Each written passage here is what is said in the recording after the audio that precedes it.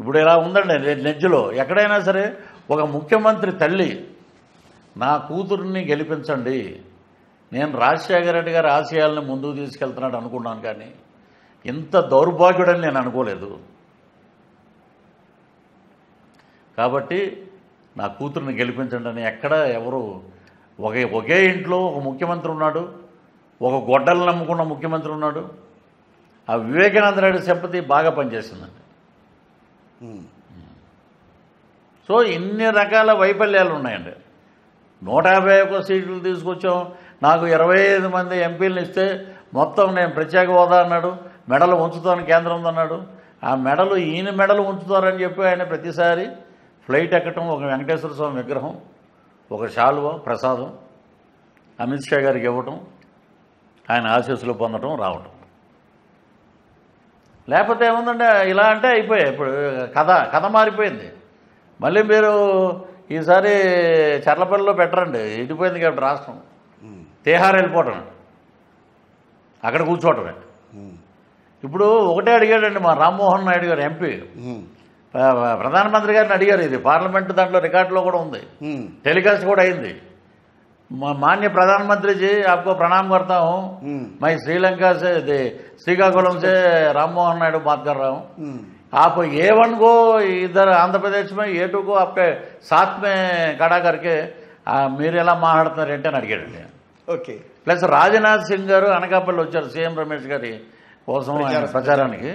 ఆయన దేశ రక్షణ మంత్రి. మేము ఆయన వచ్చేటప్పటికి గంట ముందు మేము మొబిలైజ్ చేస్తున్నాం పబ్లిక్ మొత్తం పాటలతోటి. ఆయన చూసి నన్ను పైకి పిలిపించాడండి, బస్సు పైకి. బ్లాక్ క్యాట్ కమాండోలో అసలు వదలలేదు, ఆయన పిలిచాడు. Jaganmohan Reddy complete land mafia, liquor mafia, sand mafia, इसका स्टोरी फुल स्टॉप करने के लिए समय आ गया. आप सीएम रमेश को वोट डालो, కొనతాల రామకృష్ణ को वोट डालो. ఇది స్లోగన్ అండి. అలాగా మన అనంతపూర్లో మన మోదీ గారు, ఆయన నవ్వులోనే ఒక ప్రత్యేకత ఉంది. అయిపోయిందని టైము ఒకటే అండి. వాళ్ళ సెంట్రల్ ఇంటెలిజెన్స్ రిపోర్ట్ కన్నా స్టేట్ ఇంటెలిజెన్స్ రిపోర్ట్ పెద్ద లెక్కలోకి తీసుకోరండి వాళ్ళు. నేను అడిగాను, రాజ్నాథ్ సింగ్ గారి పిఏలు వీళ్ళందరూ చాలామంది ఉన్నారు. ఆ పిక్చర్ మీద కామ్ కర్తా అయినా అది ఇదని ఒక ఆయన పెద్ద నన్ను అడిగాడు, sir what is central report and state intelligence అన్న. స్టేట్ ఇంటెలిజెన్స్కి ఊపర్ సెంట్రల్లో పూరా వార్ దగ్గర నుంచి మేము ప్రతిదీ వాళ్ళ మీద డిపెండ్ అవుతాం, మాకు information. So we're getting up to 21 to 21 MP seats. So why should మేము కూటమిని ఎందుకు సపోర్ట్ చేయము? We're getting number of MPs from Andhra Pradesh. చట్టంకి ఎవరు అతిథులు కాదు, జో డరేగా ఓ మరేగా. వైఎస్ఆర్ కాంగ్రెస్ పార్టీలోనూ ఉన్నారు, జనసేనకు వచ్చారు, జనసేనలో కూడా మీ ప్రభావం చూపించుకున్నారు.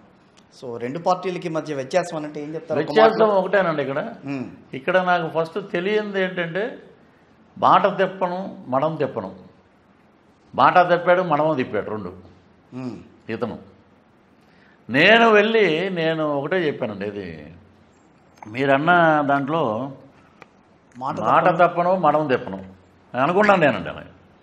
నా ఛాంబర్లో కూడా కాంట్రాక్ట్ కార్మికుల్ని పర్మనెంట్ చేయాలి, అవసరమైతే నేను సీఎం కాల్ కూడా పట్టుకుంటాను. అంతటి పీక్లోకి వెళ్ళేవాడు మేము. తర్వాత అది వైఎస్ఆర్ కాంగ్రెస్ రైతు కాంగ్రెస్ పార్టీ కాదండి, అది వైఎస్ జగన్మోహన్ రెడ్డి టెర్రరిస్ట్ శిక్షణా శిబిరం, బూతుల యూనివర్సిటీ. ఒకరిని టార్గెట్ చేస్తే వీడినే మాట్లాడాలి మనం. బావ కళ్ళల్లో ఆనందం చూశాను చంపేశాను అంటాడు మనం ఏదో సినిమాలో. అలాగే ఆయన కళ్ళల్లో ఆనందం చూడాలి మనం.